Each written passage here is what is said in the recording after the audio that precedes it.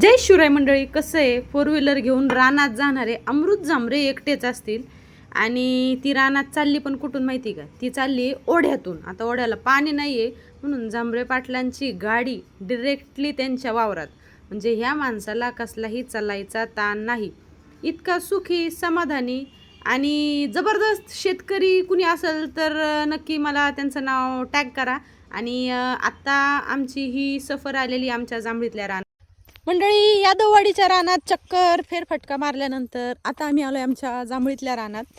माझं पोरगं जांभळीला म्हणतं जांभळी. त्याचा ज आणि ज याचा लय मोठा फरक आहे. तर आता आलोय आम्ही विहिरीवरती. इथं पण अमृत सरांनी बरंच काय काय केलेलं आहे. काय काय केले बघू. काय रानात येत नसल्यामुळे मला एवढं माहिती नाही, विचारावं लागेल. विचारू त्याला काय काय केले त्यांनी. ए ओजी रुको, मला येऊ द्या.